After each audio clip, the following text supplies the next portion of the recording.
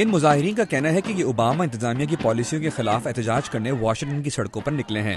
Liz ہورکان، جن کا تعلق ایک احتجاجی گروپ کوڈ پنک سے ہے، کا کہنا ہے کہ امریکی حکومت کو جنگ پر پیسہ خرچ کرنے کے بجائے سماجی منصوبوں پر پیسہ لگانے کی ضرورت ہے۔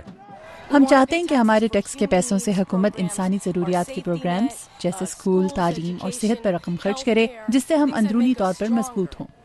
18 اپریل امریکہ میں ٹیکس کی ادائیگی کی آخری تاریخ تھی، اسی لیے امریکہ کے کئی دوسرے شہروں میں پوسٹ آفس دیر تک کھلے رہے تاکہ لوگ اپنے ٹیکس وقت پر ادا کر سکیں۔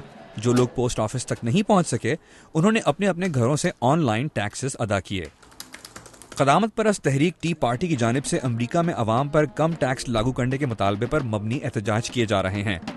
امریکی ریاست کنیڈیکٹ کے شہر ہارٹفورڈ میں مظاہرین امریکہ کی ایک نامور قدامت پسند شخصیت اور ریڈیو ہوسٹ ڈین لووالو کو سننے کے لیے موجود تھے۔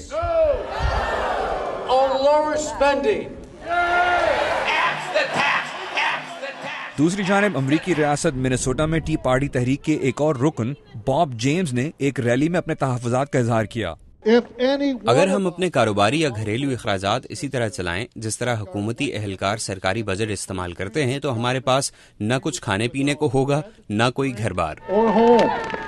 مگر واشنگٹن میں رہنے والے جیسی لوول کا کہنا ہے کہ وہ ٹی پارٹی کے اس موقف کو نہیں مانتے کہ امریکی حکومت دیوالیہ ہو رہی ہے۔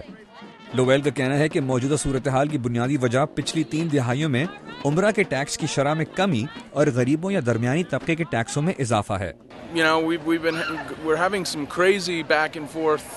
ہمارے درمیان ٹیکسوں کے حوالے سے ایک بڑی بحث چل رہی ہے، مگر یہ زیادہ بہتر بحث ہوتی اگر لوگ یہ کہتے کہ ٹیکسوں میں اضافہ ہو رہا ہے، مگر ایسا نہیں ہے۔ اصل میں تو ٹیکسوں میں کمی آئی ہے، لیکن اس کمی کے باوجود ہم لوگوں میں ٹیکس کے حوالے سے اتنا غصہ دیکھ رہے ہیں جو اس سے پہلے کبھی نہیں دیکھا گیا۔